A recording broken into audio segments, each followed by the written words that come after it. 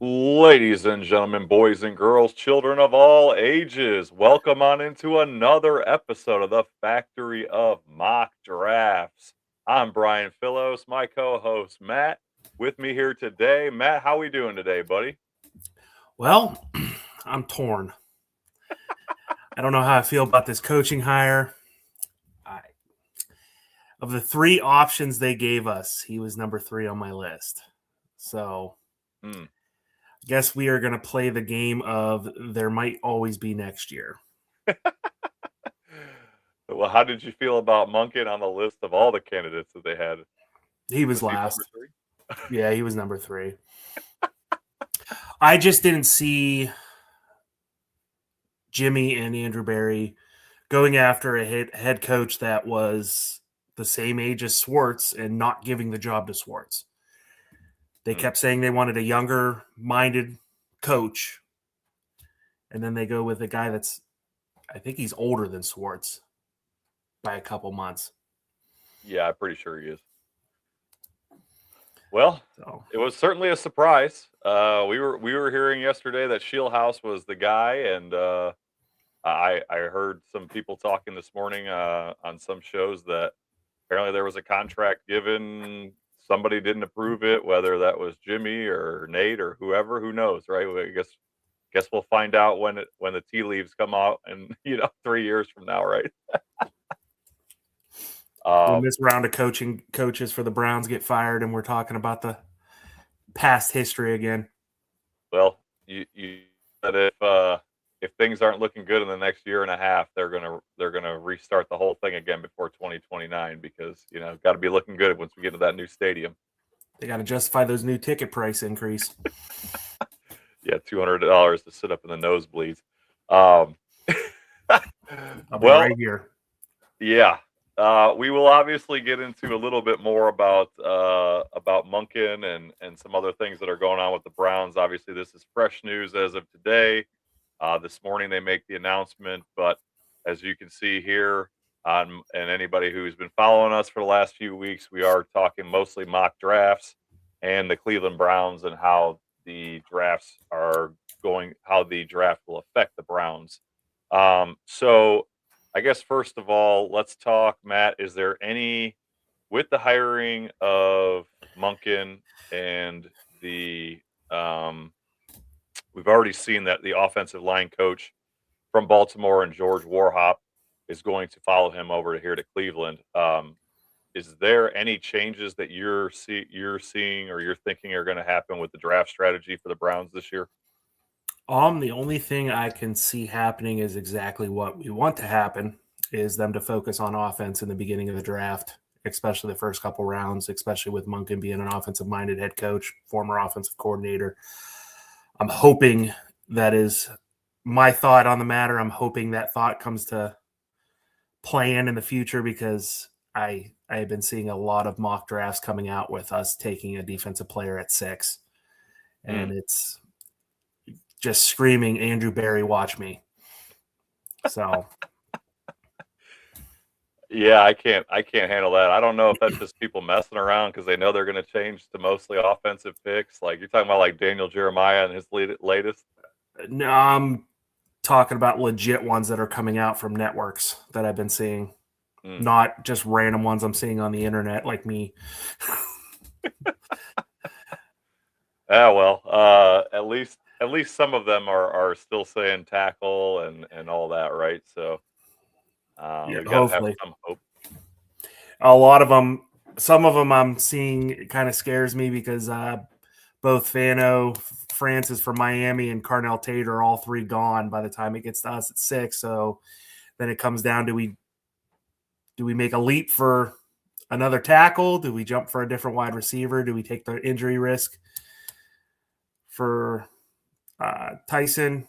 I mean, it just comes down to that's my worst fear. And hopefully, if that does come to play, we are smart about it and find a way to trade down and stack some draft capital.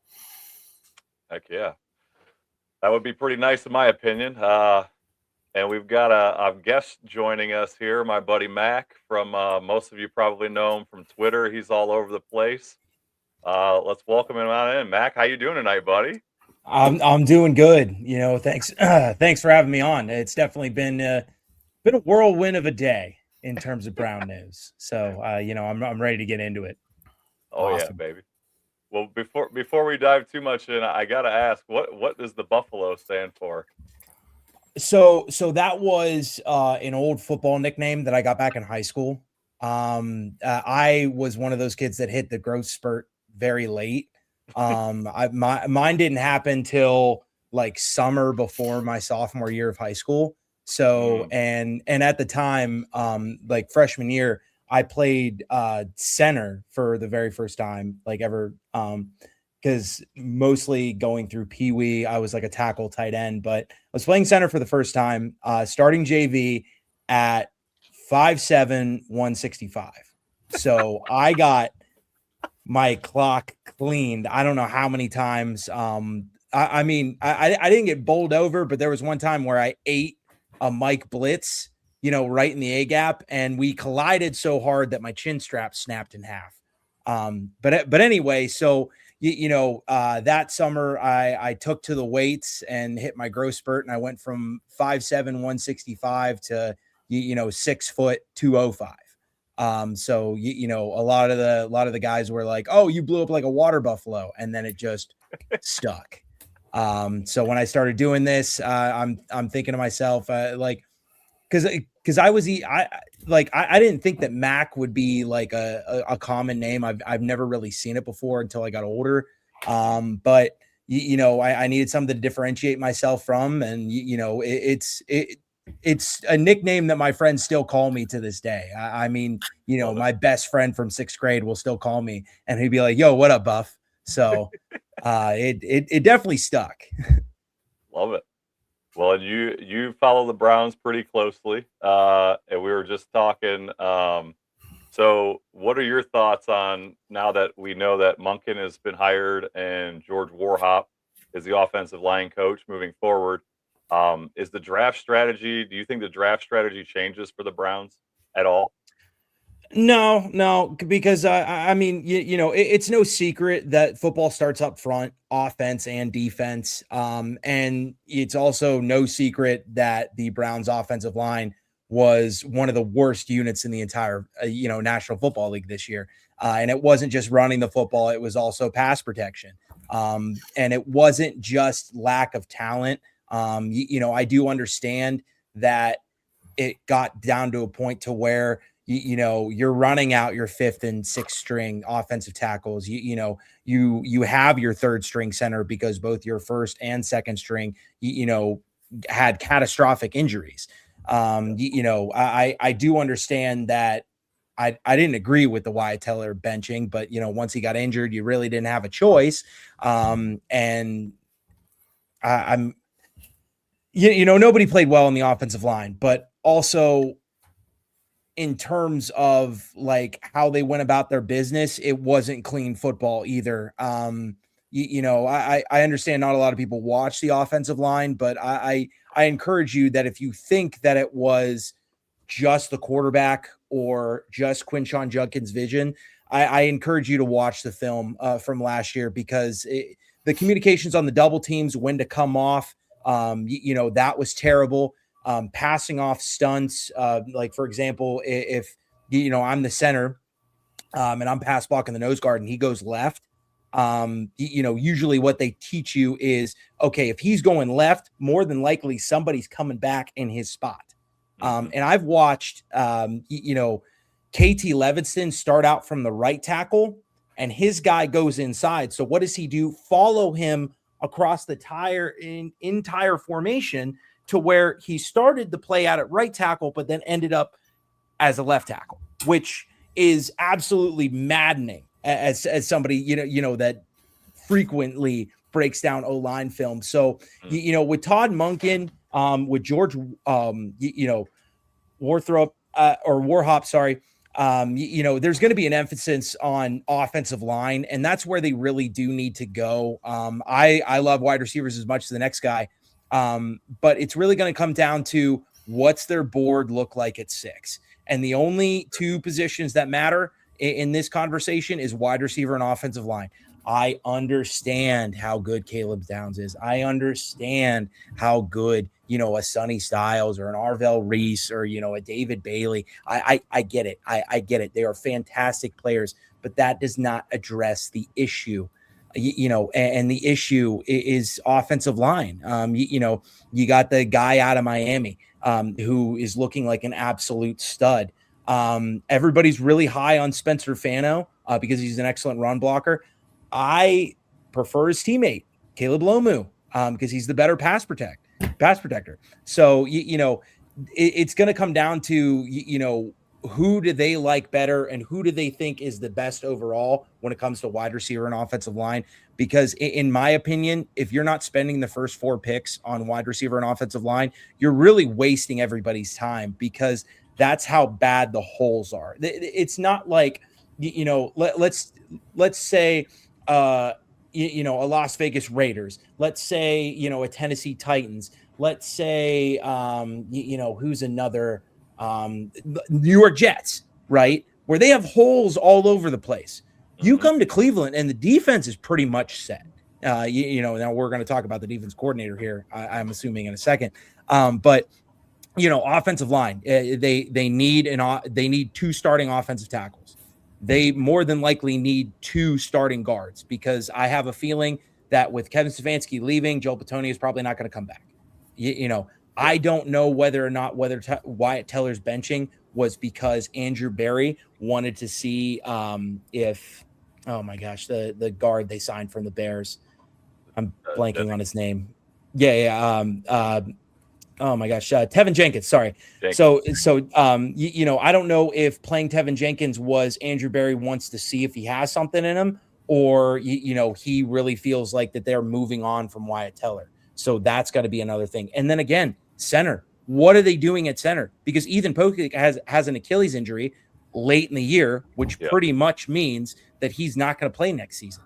Luke Whippler has another season-ending injury, and he had it very late in the year as well. So, chances are he's probably not going to be ready to go. So, you need 5 brand new starters. And then, the wide receiver room is just a bunch of guys that underperformed and Isaiah Bond. So, it's going to be a really difficult thing. But to me, no, it doesn't really change anything because I know that Todd Monken is a guy that loves to run the football and then build off of that in the pass game with explosive plays. For sure. And I guess that leads us into the next topic of conversation, right? So if the Browns are sitting there at 6 and every offensive lineman, every wide receiver is on the board, who are you guys picking? Who's the number 1 target? Matt, let's start with you. Who would you prefer if everybody's on the board at both positions? I'm going to take Tate. I think he's in the draft, in my personal opinion. And I think there is a drop-off after you get past the first 2 wide receivers to the point where you're more risking not getting that explosiveness out of waiting on that position versus the offensive tackle or guard position. Yeah, fair enough. What about you, Mac? So, I'm going Tate as well. I love Tyson. Tyson's another big body guy, and he's got everything that you need, but he's also, played for a long time in Arizona and has some injuries that rack up. Lemon from USC looks like the total package, but he's 5'11". And that's not to say that he won't be a great player, but the Browns are starving for a big X receiver. They are starving for somebody to make a contested catch. They are starving for somebody to beat, the defense on the outside to open up everything for Harold Fannin. So, and if you look at the wide receiver room, so let's just have a realistic conversation about the wide receiver room right now. Their best 2 wide receivers are Jerry Jeudy, who is a route runner and after the catch. You have Isaiah Bond, who is a deep threat after the catch. They need a big possession guy. They need a guy to where you can drive the offense and that can beat that one-on-one coverage, because we already saw what defenses think of this Browns offense, and it was shutting down two people, Quinshon Judkins and Harold Fannin. And I really want to see Harold Fannin do what he does best and eat up yards over the middle. Not saying that he can't be a guy that, we get him one-on-one on the outside and he's winning that, because he could definitely do that. We saw him do that. But I'd rather make things easier on Harold Fannin. I'd rather get him in space to where linebackers can't catch him and safeties can't tackle him. So, I'm going Carnell Tate here, again. And here's the thing that I love about Tate is that I think he's going to fall a little bit. I do, because everybody just obsesses so much over the combine to where they almost forget about the film. Like right now, as it stands, Carnell Tate is graded as like a top 10 player in this draft, right? Ask anybody, everybody's going to say top 10. Yep. But then they're going to go to the combine and then they're going to say, oh, well, his cone drill isn't that great. Oh, no. The rumors of him running that 4.740 years ago, that's terrible. Yep. That's great for the Browns. That's great, because if everybody looks at that and says like, oh, well, he doesn't have the complete package compared to Tyson, compared to Lemon, then he's going to be on the board. And he's exactly what the doctor ordered for the Browns. Mm-hmm.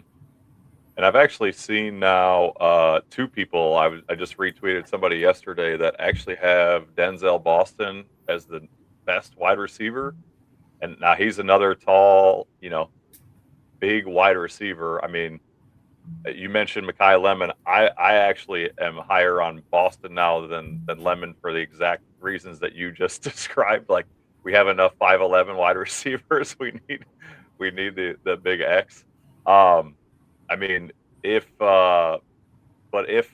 they were to trade down, how far do you guys think that they could trade down and still possibly get Tate? Still have to be the top 10, or I mean, I've seen some mocks as late as Tate being like 12 to 15. I think, in my personal opinion, best case scenario for us would be us trading back with like the Cowboys. That'd probably be as far as I'm willing to go if I absolutely said I want Tate. What about you, Matt? Yeah, I definitely agree with Matt here, because the problem goes, you're going to be getting into some teams that would love to add a weapon, and he might not be a team's wide receiver one, but like and here's the thing. Interesting that you bring up Dallas. Do they pay George Pickens? Because if they do, they're not going to want to draft Tate. But to your point, Matt, if they don't, that's going to be kind of tough. You have Miami with the Tyreek Hill injury. You have Cincinnati, which their owner doesn't want to pay anybody outside of Jamar Chase and Joe Burrow. So there's a chance, that they void T. Higgins' contract with that weird language that they threw in there for 2026. I definitely, and I'm glad that we're talking about the trade down, because that is realistic, because let's just say we get to 6, and the Miami offensive tackle is gone, and 2 of those good wide receivers are gone, and you feel like there's going to be a little bit of a run at other positions. Again, you have Sonny Styles, Arvell Reese, Caleb Downs. You got some David Bailey. You got some stud defenders in there. Obviously, the Browns don't need defense. While it would be nice, it's yeah, exactly. So, I think a trade down would be nice. I've done a few simulations on PFF going from like 6 to like 9 or 6 to 11, and you're still able to acquire another top 40 pick. And I just think that would be great, because in the top 40, you could add 2 starters on the offensive line and 2 wide receivers, because, and I hate to crap on Browns draft picks, because there are guys, that come in and they work really hard and it doesn't work out. But like Cedric Tillman I'm sorry, but like you're having issues with effort and run blocking. You're having issues with your details on your routes. You're extremely inconsistent, and that's not me. I don't know if if you follow Routeverse, on Twitter, the wide receiver coach. Okay. I'll send you some of his stuff, Yeah. but he's harped a lot on Cedric Tillman and how inconsistent, because there's time where he's great, but like we need great 9 times out of 10 in the wide receiver room. And then again, on top of that, you have Isaiah Bond, who's still coming into his own. You have Jerry Jeudy, who showed us this year you can't rely on him for a wide receiver one. So you need to dump as much talent as you can into the wide receiver room and offensive line, because to me, this isn't a good draft for a quarterback. And I know that we say that every year. Like I get it, but Ty Simpson, because he's a quarterback, because of his position, he's going to be overdrafted, like most quarterbacks. And the Browns, with their roster, they can't afford to do that. And they really do. And this sucks to hear for some people, but they really do need to evaluate their QB room, because realistically, they don't have the money to go after a Malik Willis, right? Yeah. Not with the holes that they have. And I saw this, and forgive me if this person is listening, but I forgot who said it. But I saw today that they posed a would you rather. Would you rather the Browns spend $20 million on Malik Willis, or would you rather have them spend $20 million on Tyler Linderbaum? I just think that the better solution is to firm up the offensive line, and you'll at the very least, if you firm up the offensive line and you firm up the wide receivers, you will at least have an answer at quarterback, right? Yeah. And what is it going to suck if it's not Shador? Is it going to suck if Watson is still just as bad as he was in 2024? Absolutely. But at least we'll have an answer. Like this year, and I've been on the Shador train since November of 2024. I've been a huge fan of his tape, but there are some holes in it. There's a lot of things that he needs to improve on. But at the same time, it's hard to truly evaluate it because of how bad the offensive line and wide receivers are. So at least if you go the other route, right, and you fortify the offensive line, you fortify the wide receivers, at least you'll be able to get that answer. So, long-winded answer for your question here. I apologize, but it's definitely one of those things to where if they truly don't like what's on the board at 6, trade down. Don't go defense. Trade down, acquire more picks, and let's fill out this offensive roster. Hell yeah. I think we're all three in very much in agreement there. 100%. And it's funny. It's funny you bring up Tyler Linderbaum. That was my next question. I was going to ask you guys, with this Monken hire, do you think it improves our odds of maybe enticing him to come over to Cleveland? I mean, you got a pitch. You have a pitch. You know what I mean? And that's all that's needed. I mean, say what you want about the Browns organization, but they do shell out in free agency. Andrew Berry swings very hard in free agency, despite let's just take the Watson deal out of it. A couple years ago, they were the highest bidder for Javon Hargrave. They wanted him so unbelievably bad. But the difference is years on the deal. And you look at a Ravens team that they have some stuff that they need to fix as well. I mean, their secondary is a complete mess. And they have a lot of linemen locked up, and I know that the philosophy of building an offensive line is the first. You'd rather lose an interior O lineman than a tackle, and that I mean, that's just how it is. So the question is, are the Browns going to be able to put a number that outbids everybody as well as not completely sinks them. Now I'm interested to see what the final number is after what we all assume is coming, the one last Deshaun Watson restructure, right? To give him a little bit of capital. The last one, the final, the final ride, the final go around, if you will.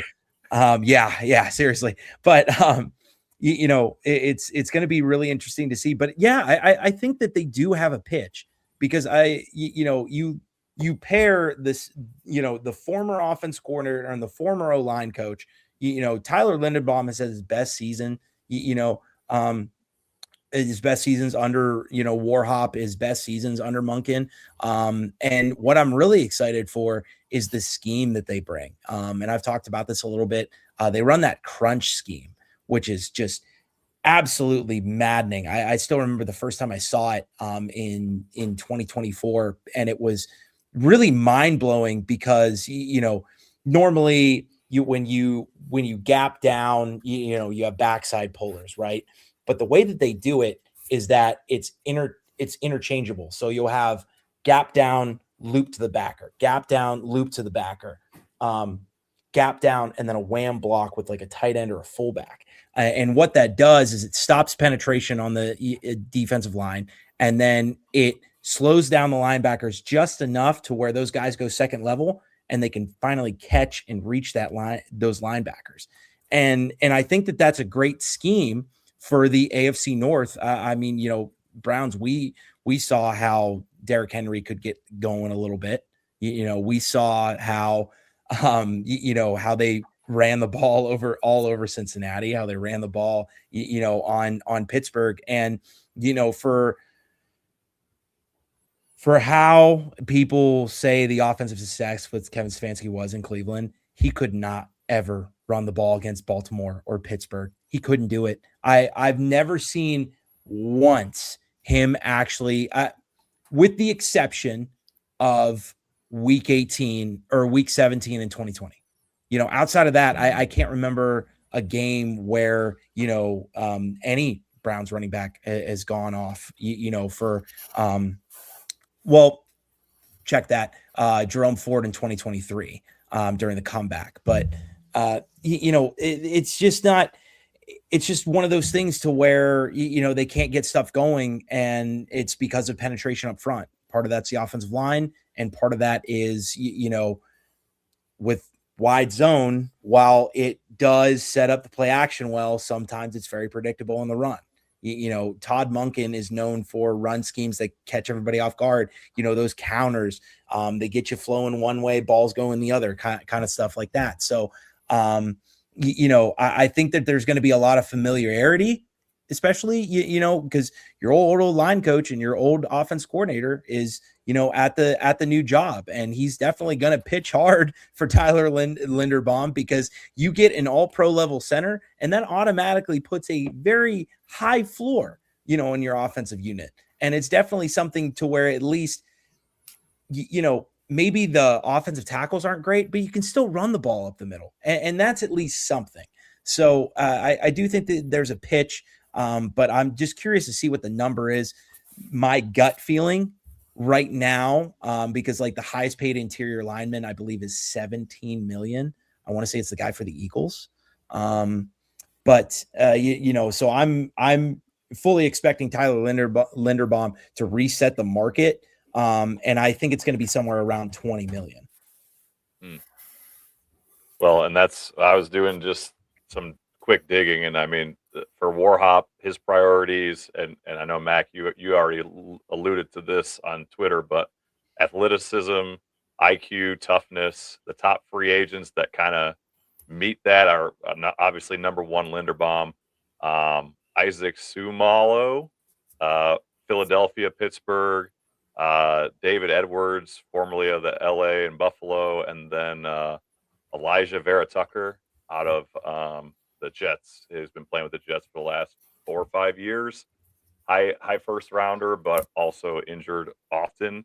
And then as far as the draft goes, some of the key players that they said would line up very well with him is Francis out of Miami, Fano, Proctor, Dunker, and then both of the high guards, right? So pretty much everybody who's a top, pretty much anybody who's a top athletic, first 50 pick in the offensive line. So, yeah, no, I mean that's probably honestly been more exciting for me seeing that than the hire of Monken, to be honest. But hopefully like you said, hopefully they can get the run game going, and then you know, and go from there.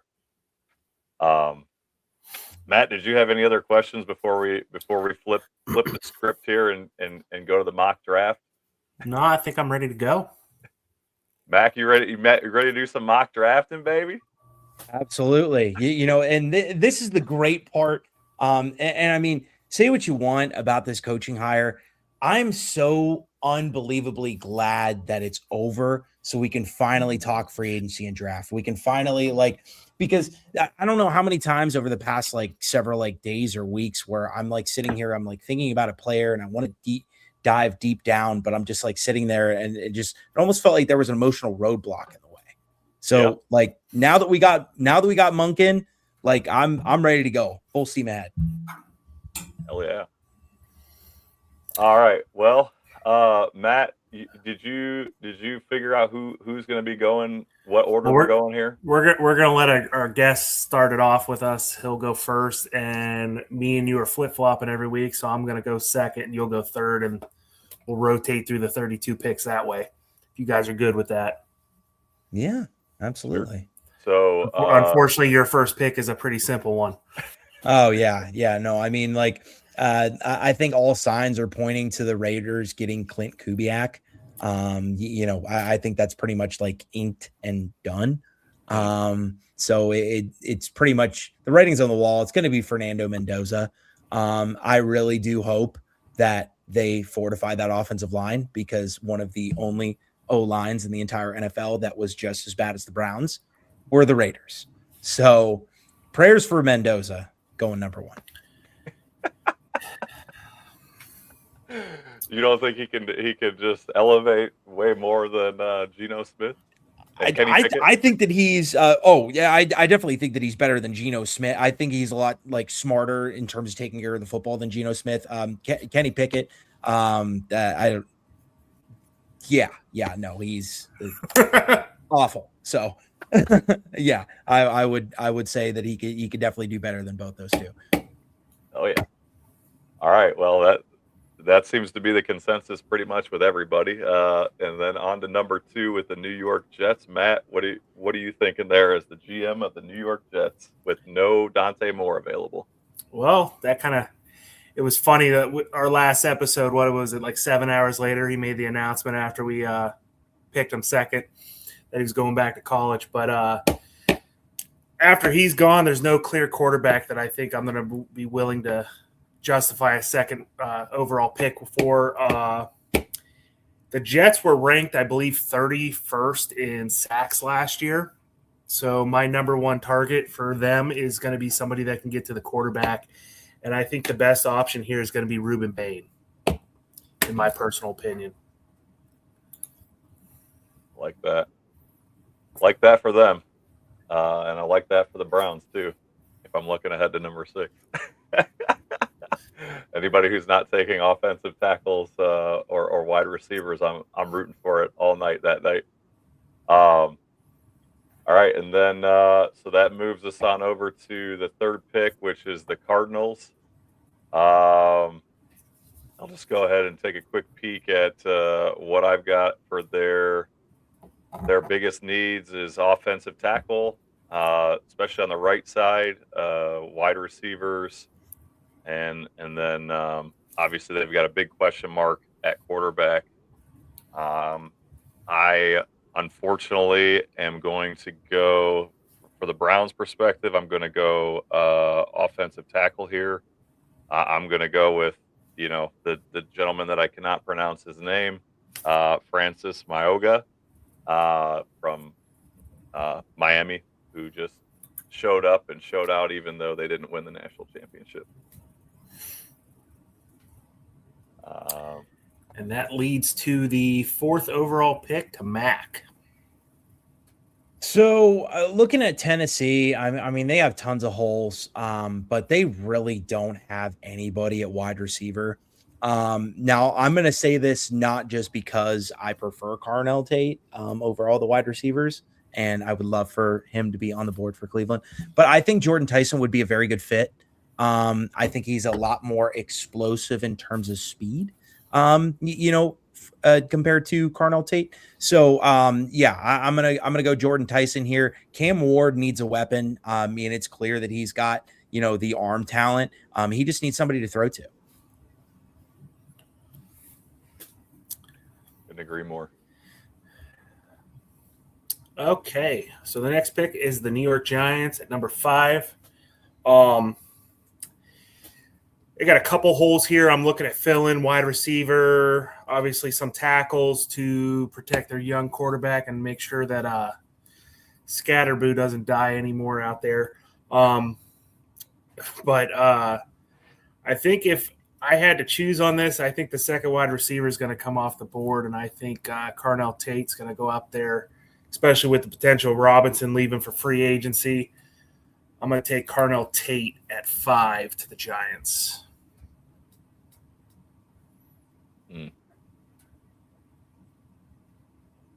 Well, thanks for making this that much harder there, Matt. You are welcome. In all reality here, if I'm the Browns, we're not doing trades today, but in all reality, if this is how it worked out, I would probably be looking at a trade. Heavily pushing for one, actually, if I could. But since that's not an option here, I think it's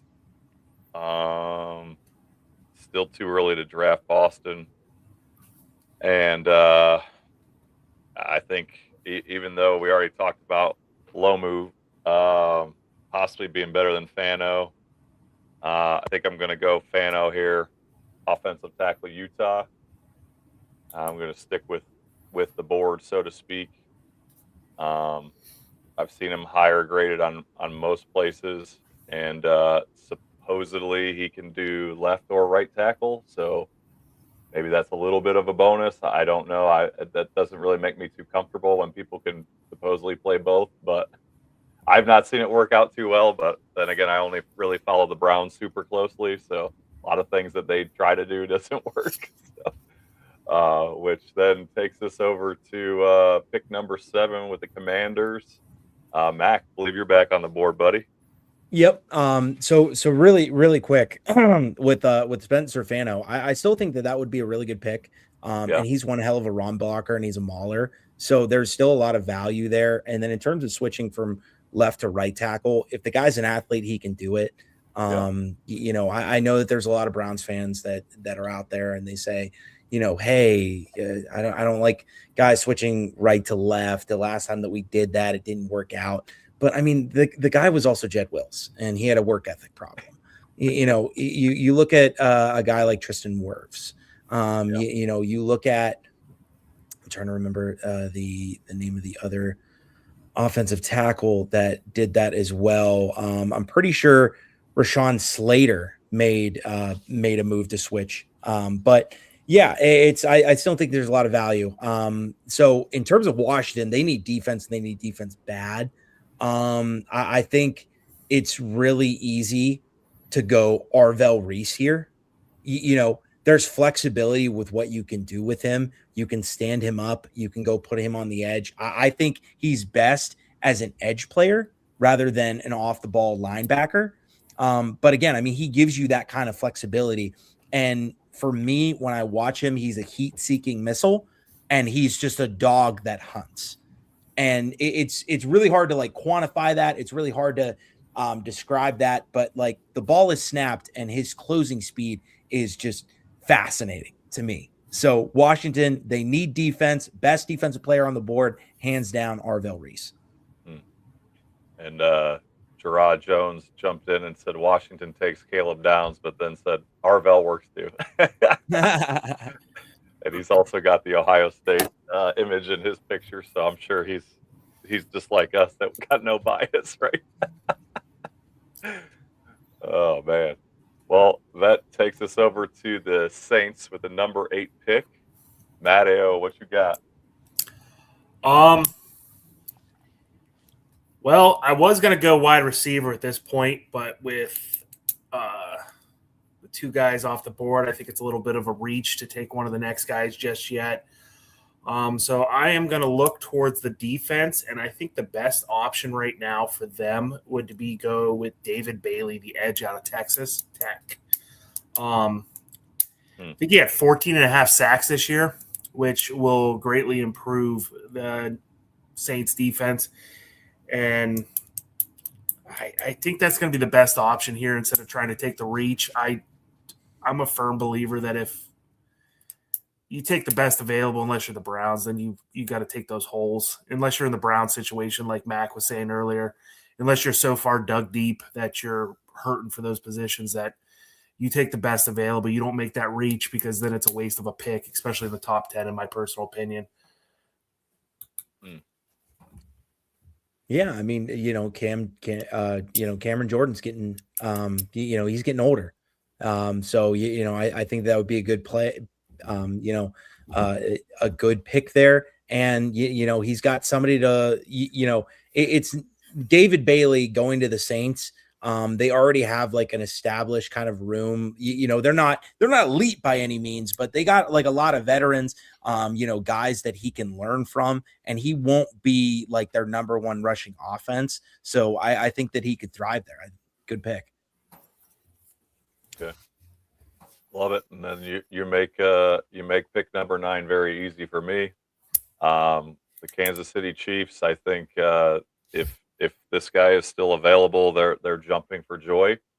I'm gonna go. I think I did this last week, but I'm gonna go Jeremiah Love, running back, Notre Dame. Some people have him as the best player in this draft. I've seen some places, and obviously, running back gets devalued in the draft sometimes, but I think it's a match made in heaven for the Chiefs and Love, and I think he could just absolutely dominate once old Patty Mahomes is back from his injury, whether that be October, November, maybe earlier. Who knows? He's kind of a freakish athlete himself. But yeah, I think that's just the perfect fit. What's that? I said, watch him be ready by St. Patty's Day. Well, his name is Pat, so who knows? So moving on to our AFC North, one of our AFC North rivals, the Bengals, who I think also would jump for joy. But Mac, who you thinking for the Bengals here? I hate this because it just reminds me of when Kyle Hamilton fell to the Ravens. But the no-brainer here is Caleb Downs. Their entire defense is just an absolute mess. It's disgusting. It's a disgrace to defensive football, frankly, because they'll walk out on the field, and by the end of the first quarter, they've already given up 40 points. They could go edge rusher here, but you're taking the best defensive player available, and that's Caleb Downs by a mile. Yep, no argument here. It's a surprise that he makes it to number 10, but it's almost like every draft you see, he's there at 10 or 11. Unless Andrew Berry pulls a fast one on you, Brian. I can't. I hope not. If I see Carson Beck or any defensive player at number 6, I'm just gonna probably just walk away from the live draft party that we're at. So the next pick is going to be number 11 for me, the Dolphins. Obviously, they have a crap ton of question marks this year. I don't know if they're going to – well, towards the end of the season there, they don't know who their quarterback is unless the new guy coming in decides that Tua is still the guy. Wide receiver Tyreek got hurt. Who knows if and when he comes back, who he's going to be at that point with that kind of injury. Waddle's not enough to suffice for a wide receiver room. I don't believe so. I I mean, he's an amazing wide receiver. He'd probably be a number one on half the teams in the league, but that'd be another option right now. Unfortunately, my two guys I'd be willing to pick in the top 11 are gone. So I'm going to focus on their secondary with this and secure up their defense for them.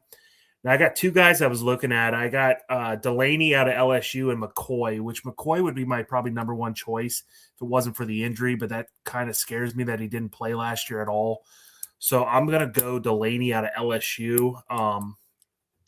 Last year, he only allowed 13 receptions for 147 yards against him the entire season, which is insane to me. Which, if you get a defense like that, it's going to help your offense drastically because they're not going to be fighting from behind as much, especially on whatever side he decides to play on. Don't disagree there. All right, so that takes us to number 12, Dallas Cowboys with their first pick, I believe, of 2 picks in this first round. I think it shows on the screen there. They've got, basically you pick a defensive position. They're not too different than the Bengals, right? I was really hoping that they would play each other this year because Mac mentioned that the Bengals, it's 40 points. That's kind of how the Cowboys felt until, I guess, the last few weeks of the year. But so I think just, it shows there, right? Linebacker, cornerback, edge rusher, safeties. I'm kind of was torn between McCoy and Falk here, but I've got Falk as the eking out McCoy as far as the edge rusher from Auburn. Obviously, they traded away Micah Parsons. I don't know that this is ever going to replace that or get close, but I would love it if they picked Carson Beck, but I don't think that's happening, Patty. Oh, I'd laugh so hard. I think that's coming. The next quarterback is, in my opinion, coming in another 4 picks, but we'll see how it works out for tonight. So, yeah, I'm going Falk at number 12 there, which sends us back to Mac for the, I believe the Rams are the next pick, correct? First of 2. Yeah. So, I mean, I was stewing on it here for a couple minutes. Part of me thinks that Sean McVay and Les Snead go after a quarterback this draft. I think it's too early with the talent on the board. I think that they look at their wide receiver room and they go, okay, we have Puka locked up. What's the deal with Devontae Adams? He's older. He had a little bit of injury down the stretch. So I think they go Mekhi Lemon here. Now, again, we talked about a small 5'11" frame, but he does play like he's 6'2". And he would be the perfect kind of guy to play out in LA because realistically, he's only playing in, a bad weather game, maybe like 3 times a year, once including in Seattle. So, I think that they add another wide receiver and they look at Matt Stafford and they go, one more ride. Come on. So. Love it. Would be a good pick for them, I think. No Next pick on the board is going to be the Baltimore Ravens at 14. Pretty much, based on the holes, according to this site, it looks like defensive side of the ball, you can pretty much throw a dart, hit something, and you're pretty much guaranteed to hit a slow spot for them. So best available, in my opinion, at this point is I think I'm going to go shore up their defensive line a little bit and get Peter Woods out of Clemson.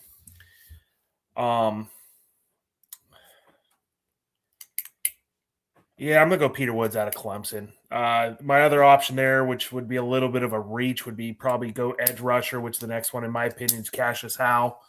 And I just think that's a little too far of a reach, especially going best available at this point. Okay.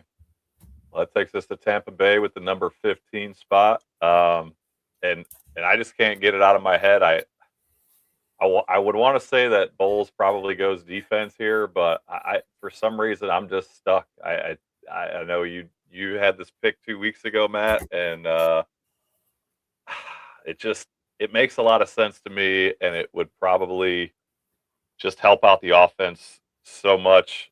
Not that it really needed help after this year, but to give Baker that safety blanket, that tight end, that high level tight end that he really, really cherishes. I'm going Kenyon Sadiq, tight end out of Oregon.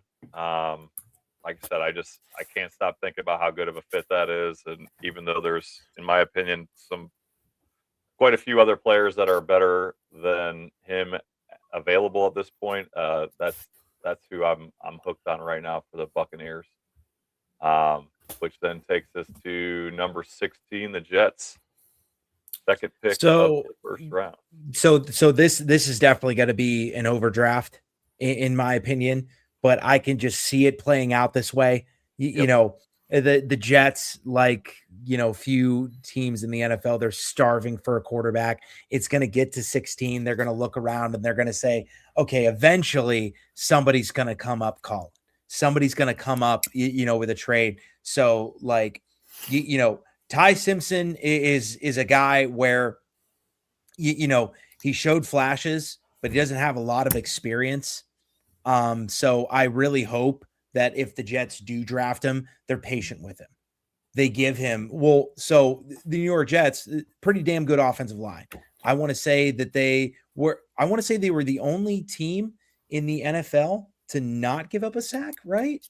Am I crazy on this, or did they release something like that where they were bragging about their offensive line? And I thought about it. I'm going to look that up while I'm talking, but yeah, I think it's Ty Simpson here, without a doubt, just because, like, you know, again, they're really looking for that QB. And I think this is an easy answer. Who did they draft with that, with the first pick? Ruben Was Bain. it Ruben Bain? Okay. Yeah. So, you got a really good pick. So, you know, your next first round pick can be a little bit of a gamble. And I do think while Ty Simpson has his flaws, in the right situation, I think he can get going and show some promise. Love it. Yeah, there was based on that pick, there was 3 teams I could see Ty Simpson going to in the first round. It's Jets, Rams, or the Steelers. And I'm keep leaning towards the Jets in my mock drafts, but you pretty much hit the nail on the head with that one, Mac. Yeah. Oh, by the way, so I found the stat. I was way off. So they were the only team in the NFL to start the same 5 offensive linemen for 17 games. Oh, so you know, the point still stands. You know, they're a very consistent group. So, you know, I think that a quarterback is coming into a favorable situation, you know, with a Garrett Wilson, you know, with that strong offensive line, and then, you know, with a good running back like Breece Hall. For sure. So that takes us to the Lions at number 17. Matt, what are you thinking there if you're John Dorsey advising them what to pick, who to pick? So at this point, I have a couple holes for them. I have edge, cornerback, and offensive tackle on my list on this one. I think the offensive line is going to be their number one worry, especially if they want to continue to be relevant. They got to secure up that, protect the QB. I'm just trying to decide, is Lomo too early at this point? And I don't think he is. I think he's pretty comparable to Fano in my personal opinion. I don't think this would be too far of a reach, even though the board here shows it as about 10 draft picks out. But I'm going to go Caleb Lomu out of Utah to Detroit to get that second Utah tackle off the board. Love it. Yeah, I don't think the two-headed monster running backs would mind that either. I don't know, Mac. How does he grade in the run game? You would know better than me. So his deal is everybody worries about that he's just a little bit too light. Like in terms of which is really weird because like him and Fano, there's not really that much of a differential, but like it's just like on paper they look very similar, but like you put them side by side, and Lomu is the guy that's a little bit more slender, a little bit longer arms. Fano's got a better base on him. So the issue with Lomu is does he have a strong enough base to stun a defender in the hole on a run play and be able to drive him out of there. So there is some concern with that, but like in terms of a pass blocker, the guy's got great feet. And with that reach, it's going to make it difficult to be able to get into his chest. So yeah, he's definitely one of my favorites in this draft for offensive tackle. Nice. Okay. And then moving on to the Vikings, number 18. Pretty sure, one of the big things they need is help at cornerback. Brian Flores, I think this would be almost a perfect fit as well. I'm going Jermod McCoy, cornerback out of Tennessee. Again, Matt alluded to it earlier. Without the injury history, without the injury concerns, he probably goes way earlier, right? So that would be my pick there, which then bumps us to number 19, the Panthers, I believe. Mac, what are you thinking with them at this point? I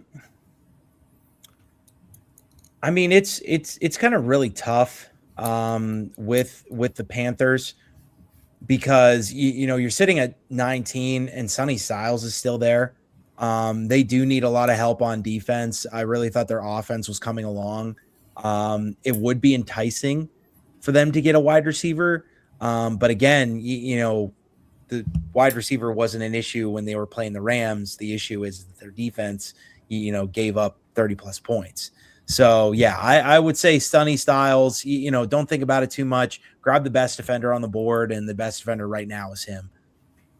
Love it. All right. Back to the Cowboys for their second pick of the first round. Matt, what do you think with this pick? What did they went edge with the first one. So at this point, I originally had them taking Cassius Howe at this point because the way I positioned it, but with the way this rolled out, I'm going to probably secure up their secondary and take Terrell out of Clemson, add some cornerback help to their defense. I mean, their defense was kind of this year. I had them for about a week and a half on my fantasy team, and I dumped them. But we will see how that plays out. I think that is going to be the best choice at this point for the Cowboys. Love it. Unfortunately, that takes me to the next pick, which is the Pittsburgh Squealers. Boo, Pittsburgh, boo. You're going to boo them even more with this pick, is my guess. Don't you do I it. know what's coming. Do it. Unfortunately, yeah, you already the pick's already in. I mean, obviously, we probably don't need to talk too much about it. Denzel Boston out of Washington. Outside of DK, you mentioned Pickens earlier. They got rid of Pickens. Outside of DK, they just don't have much. Mike McCarthy's a big offensive guy. And unfortunately, I think the Steelers pick, 4 picks before us and get the guy that I would absolutely love to see in a Browns uniform at 24. But it is what it is. And the Steelers take Denzel Boston, which sends us over to the Chargers and Mac at 22. Yeah. I mean, I feel like this is a pretty simple pick. Loan out of Penn State. I've never seen a report about a player being released come out so quickly after a playoff loss. You know what I mean? Like when the news for Mekhi Becton broke that they're not bringing him back, that's bonkers to me. Not that the fact that they're not bringing him back, but the fact that report came out so early. Like it was like a week after they had their last game, and they're immediately like, "Yeah, no, he's not coming back. Sorry." Like that, just absolutely insane to me. Like when you truly think about it, because I can't remember the last time. I mean, we've seen players get like cut after games, right? But like at the end of the season, they're already like, "Yeah, no, we're good." See ya. That's insane to me. So yeah, they need offensive line help, especially in the interior. So I feel like this is a no-brainer pick. And Jim Harbaugh and his khakis, he's going to be jumping for joy, getting a good offensive lineman. You're going to have the khakis out there and the capris on the same team. There you go. That dynamic is going to be probably one of the funniest in all of sports. I really hope. Are they up for? So, because what? It was AFC North last season. It was NFC East this season. So they could either get it in training camp, right? Or they could, because they're eligible, right? Or no? For Hard Knocks? Yeah. I'd have to look. I'm not sure. Because I think because they made the playoffs, they're not in that picking pool. But like if Hard Knocks were to come out with like the AFC West and we were able to see that dynamic unfold, because it is I think it's good for them because it gives them like a little bit of balance. You have the hard fundamentals guy, and then you have the happy-go-lucky, fun, quirky, weird nerd at offense coordinator. So, it's going to be definitely fun to see. He just reminds me of the guy that works for his dad's company. Dad went on vacation. His dad put him in charge for the week. And the first thing he does is puts his feet up on the desk. Puts his feet up on the desk and gets a kick for the corner. Yep. That's him. Trying to pull up to see. Apparently, there's 16 teams that are available for Hard Knocks this year. I'll move on to the Eagles pick, and I'll let you keep looking. The next pick is the Eagles. I'm convinced A.J. Brown's done in Philly. I foresee him being gone, whether he's traded, cut, whatever it may be. He's just. I don't want to touch him with a 10-foot pole at Cleveland either, because I've seen rumors of him coming to Cleveland, but I hate the drama. It just reminds me too much of all the crap we went through with Josh Gordon with his failed drug test.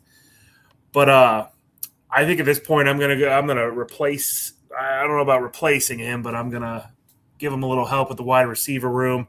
I'm gonna take Kevin Concepcion out of Texas A&M. Okay. So him and Smith. Right? Are they both similar style?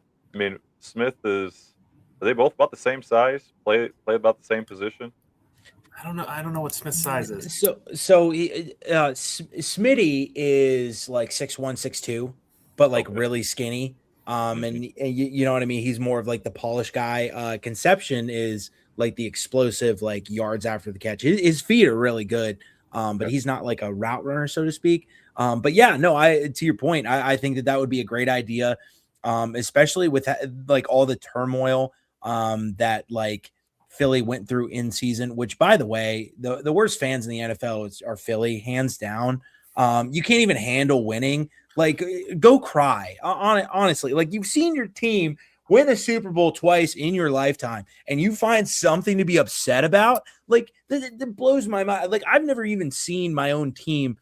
And apologies for going on this rant here, but I've never even seen my own team win the division. Okay, let alone win the Super Bowl. They saw that twice. Like the fact that you felt the need to follow the offensive coordinator home and egg his house. Grow up, bro. Come on.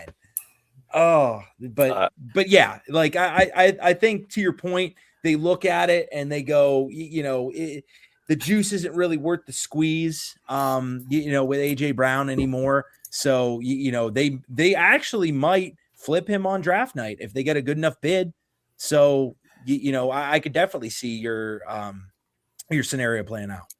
I can see them flipping him and potentially this 23rd pick to try and move up and get one of the top 2 wide receivers. That's one of the trades I see happening a lot in some of the mocks I've been seeing. So that'd be interesting to see how it plays out and where A.J. Brown ends up and if he can re-image himself to a better person, I guess is the best way to put that. Yeah. I'd be willing to take the risk on that, but I mean, I know he's not getting any younger, right? He's got to be pushing 30 by, what is he, 27, now 28? That would be insane because you would get AJ Brown plus the 23rd overall pick. I mean, let's be honest here, fellas. if you're Andrew Berry, you do that trade. Absolutely. Hell For yeah. the for the 6th pick, you're still going to have 2 first-round picks, right? And then you'd be able to get, back to back. So you're even more flexible with a trade down if you want to do that again, but you get back to back offensive line picks and you have your wide receiver 1. So like, that trade is pretty enticing, if you're a team like the Browns. That's Agreed. actually pretty genius. We might have stumbled onto something there. Don't tell Andrew Berry's secrets on live shows, okay? He likes to keep those close to the vest. But moving on to the Browns again for their 2nd pick in the first round. Even though they went offensive line in the first pick, I'm doubling down. I'm going Caden Proctor. I've seen it a lot. I know he's got top second and top there. Yeah. I know he's got supposedly a lot of work to do. But at this point, like, we've seen enough failed draft picks. If it happens, it happens, right? Let's just take a swing. And in my opinion, he's the next best offensive lineman that's available right now. So take him and see what comes of it. Mac, am I crazy? No, you're not crazy. Me personally, I would have gone with Monroe Freeling. I think he's a little bit more polished. But Caden Proctor, he's no scrub. He's definitely got a lot of size. I think his biggest thing is that he's got to now easier said than done. And I've been through the programs where, coaches are making you gain and lose weight. But, I think that his frame is a little bit bigger than what it needs to be. So if he gets an O-line coach, let's say Warhop, and he's just like, hey, buddy, like, I'm going to make camp not very fun, but you're going to get a lot better. That could be a situation that plays out. And what really bums me here is that we would be having a totally different conversation if Chris Bell didn't get injured. Wide receiver out of Louisville. He was one of those guys that was rising on my draft boards. He had the size. He had the speed.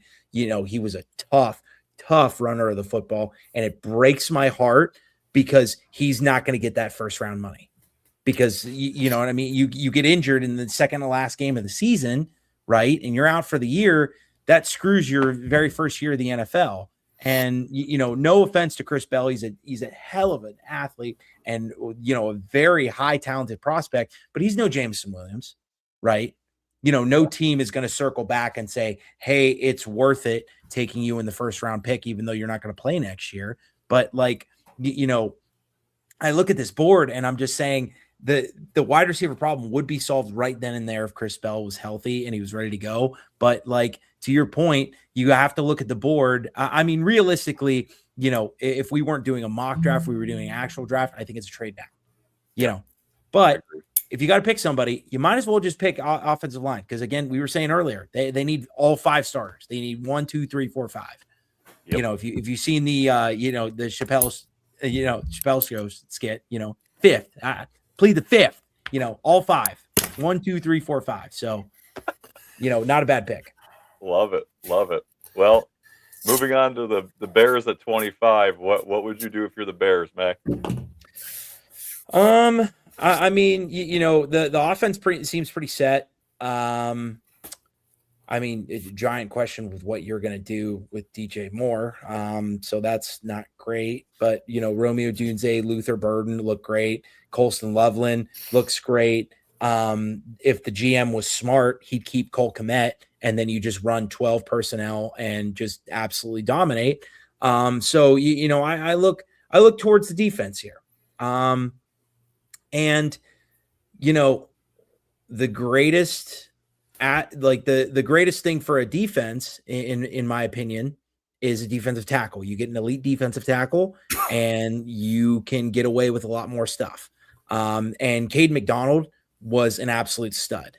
And I do want to clarify because I've been picking a lot of offensive or a lot of Ohio State players. So I am actually not an Ohio State fan. I'll never root against them, but I don't necessarily have a college team. Long story with that. But, I look at this, Cade McDonald, it just seems like an easy fix. And it seems like a way to elevate it. They still have Montez Sweat. They still have, guys, on that D line that are still pretty good, but they're clearly lacking at defensive tackle. So this seems like a quick fix. Love it. Screws up my next pick, but yeah, that makes sense. But Matt, who do you got for Buffalo? What are you thinking now that Buffalo is on the clock here at 26? Well, I think Buffalo's number one problem is Josh Allen's never had a true number one wide receiver, and that was what I was hoping to target in this draft. Unfortunately, between the three of us, we decided to go a little wide receiver heavy on this draft. Unfortunately for Buffalo, not for us. But anyway, I think I'm going to look towards the defensive side of the ball and secure up that edge spot for them. And Cassius Howe, I've watched a lot of his video. He is, in my opinion, an absolute stud. And I think if he is able to show this in the combine, I think he's going to drastically move up this draft board and probably won't be here at this pick. But I'm going to go Cassius Howe out of Texas A&M. All right. Well, we're going to and when we go to the 49ers, we're going to stick with the theme of defensive linemen then, because I think once they lost Bosa, I mean, it was clearly evident that the Niners need some edge help as well. And I actually have TJ Parker a little bit higher than Howell on my list. So I'm going TJ Parker, edge rusher out of Clemson with the 49ers. And, they tried to get back to one of their strengths being, some edge rusher help there. So moving on to the Texans at 28. Mac, what are you thinking here? I mean, I know for a fact that they're going to go offensive line. I definitely think that they're looking, on like looking at the offense from like a macro level and zooming out. If they're smart, they're going to look around the league and say, okay, there are a few times where a team has given up on their quarterback too quickly, right? You have the Browns with Baker Mayfield, you have the Jets with Sam Darnold, so on and so forth. So I think that they're going to fully play out CJ Stroud's fifth year, and they should. Mm-hmm. There's no reason for them not to, especially because you'd rather do that than roll the dice with a guy like Malik Willis. So the question is it going to be offensive tackle or is it going to be center or guard? Pregnon from Oregon, he's actually one of my highest rated guards in this draft. And I think that guard is a little bit of higher need, in my opinion, when looking at this team. So I think that they go that route. But in all reality, I know that it's going to be offensive line because just looking at it, while you can say, yes, CJ Stroud struggled and there were clear evidence that he struggled, it just goes back to the argument of, okay, well, his O-line wasn't that great and he only had Nico Collins and Nico Collins got injured. So, looking at the board, I don't think that there's going to be a lot of talent left at wide receiver. So, I think that they go O-line. Love it. Which brings us to the Rams' second pick of the first round, being number 29. Matt, what are you thinking with them? Well, Matthew Stafford is not getting any younger, obviously, but he is still an MVP in this league, and I think he will win the MVP this year. But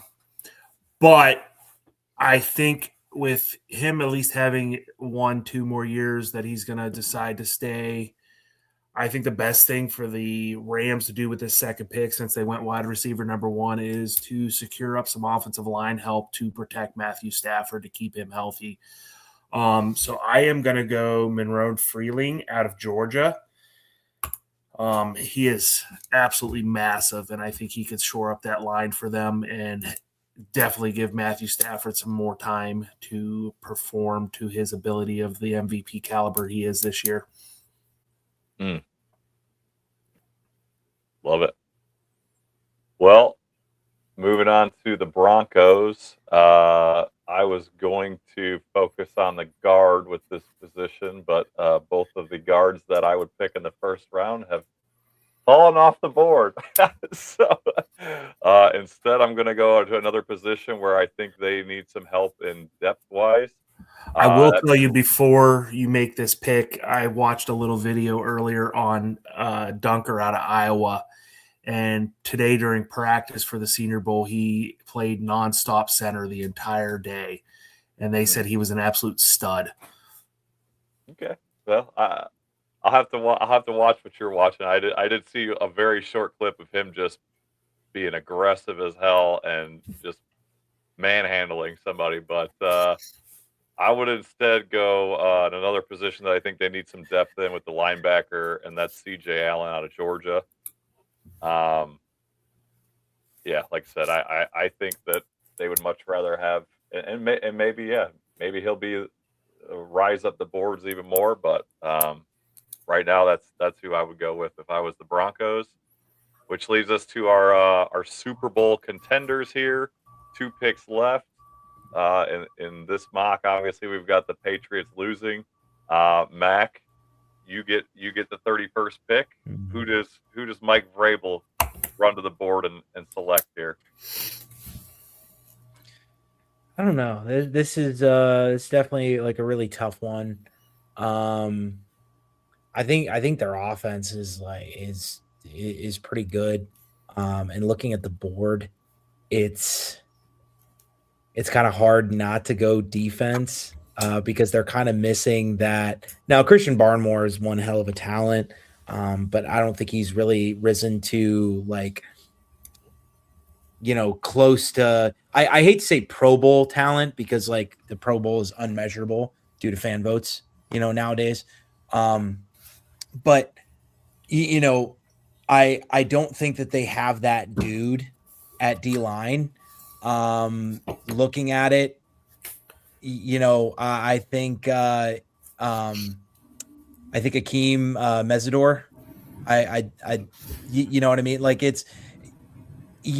how much of it was him producing, on the opposite side of Ruben Bain? I don't know. But I think Mike Vrabel, a defensive coach, the offense is really coming along. And the defense has played well, right? But I think they're missing that star pass rusher. So I think that they take a swing and an edge. Nice. All right. Well, the last pick in the first round of this draft, I'm going to focus on the cornerback position for Seattle to help with their secondary. And I think a good choice here would be that Colton Hood out of Tennessee. He definitely stepped up with McCoy's injury. Proved that he's probably deserves that first round draft pick. I was torn between him and Brandon Cease out of South Carolina, but I think I'm going to stick with Colton Hood on this one. Nice. Well, that wraps it up, baby. That's our whole first round. Mac, what are your initial thoughts? It really stinks. The Browns, just weren't in a good position to get a wide receiver. But when you come out of a draft, out of the first round with 2 starting offensive tackles, even if they got 2 starting caliber like offensive linemen, I feel like that would be really huge. Because again, they have to get 5 brand new starters, unless there's information out there that we don't know regarding, bringing back Petonio or Teller. It's going to be really interesting. I think a really crazy pick is Jeremiah Love for Kansas City. They've been dying for a running back for years. Isaiah Pacheco, I think he's a great runner, but he's been banged up a lot. And not really like that bell cow. He's more of like a power change of pace back. I think he can start a game, but he's not a complete guy. Jeremiah Love's an absolute stud. Like he's easily running back one of this draft. There's no one even close. I remember how special he was, basically putting the team on his back against Penn State. Just absolutely just dominating. I mean, he was the reason why they went to the national championship, 2 years ago. So I think that's a very dangerous pick. I think, the rest of the league is kind of look around and go, and then in terms of the rest of the draft, I would really hate for the Steelers to get Denzel Boston, but to your point, they need wide receiver work. So that would be absolutely tragic. And then, I think it's going to be really interesting to see what Buffalo does at 26, because, more than likely a wide receiver isn't going to be there, but the entire Buffalo fan base is looking at Brandon Beane, and there's a lot of heat on this guy. Because not only did he screw it up, he fired the head coach that everybody loved and everybody respected, fans, media, and the team. Yep. He lied about Keon Coleman, basically just dragging his name through the mud, right? And then he got caught praising him and saying, "Oh, that's my pick without a doubt. We're going to go to bed tonight knowing tomorrow we're going to wake up and pick Keon Coleman." So I think there's going to be a lot of heat on him. And if they go anything other than wide receiver, they're going to get booed. And I'm here for it. I got a lot of friends that are Bills fans. And my heart, actually breaks for him. It's really, and it's not just the playoff loss, but the greatest coach in the history of your franchise, the one that broke the playoff drought, the one that took a chance on a very raw quarterback and hired the staff to not only develop him but then elevate him. So that's going to be interesting to see. And then I think it's also going to be interesting to see for the 49ers, just with the sole fact of it's really hard for me to look at the 49ers and not automatically think injury prone and all the stuff about the power plant. So, looking at that, it's going to be interesting to see where they go. But I do think that they go defense just simply because their offense is really good. I think if they do go offense, I think it's going to be offensive line because their weapons are great, quarterback's great. And I think it would have been a different story if George Kittle was healthy. I don't think that they would have gotten blown out, at least not as bad. So, yeah, I would love to see Sadiq fall to them, but I don't think there's any chance that's happening. Yeah, Matt, what do you got? Any final thoughts for us, buddy? I really pray that either Carnell Tate or Francis from Miami falls to 6, but those are my two number one choices. But I'll take Fano at 6. Like Max said, he's a starter. And I'm not huge on Proctor, but again, he's a starter. And I think last week or 2 weeks ago when we did that mock draft, I told you asked what my goal was. And I said, well, in the first 3 rounds, I want to get at least 3 starters for the offensive line out of it. And we're sitting there at 2, but I've been sitting here ever since we had this conversation at the Eagles pick about this trade for A.J. Brown, and the more I'm thinking about it, I'm like, I would absolutely love that. Mm-hmm. That would be nice. Especially if somebody like Lomu falls down to 23 and we could take him at 23 and a wide receiver at 4. Be sweet. That would be sweet. Well, you can catch us doing these mock drafts here every 2 weeks here on our wonderful Factory of Mock Draft show. Matt and I and Mac, we want to say thank you so much for joining us tonight, bud. You want to give any shout outs to your socials, anything like that while we're here? So I'm really easy to find. It's the same handle across Twitter, Facebook, Instagram, TikTok, THA_Buffalo. So I will admit this coaching search had me in a little bit of a dull. So I haven't been posting outside of the other platforms, but I'm always posting on Twitter. So, you guys can find me there, and I'm always trying to bounce around. I want to say that this is my 4th or 5th, guest star on a podcast. So I always try my best because I feel like one thing I struggle with is like networking. So, I appreciate you guys having me on and giving me a little bit of airtime here. So, I'll say this to be simple. I'll always be around. If you look for me, I feel like you can find me. Love it. Well, we might have to have you on again. You seem to know a Absolutely. couple things, Wealth of Yeah, I knowledge. try. I try. I credit a lot to my coaches in college. And I told somebody this yesterday. I just try to make the film sessions worth it.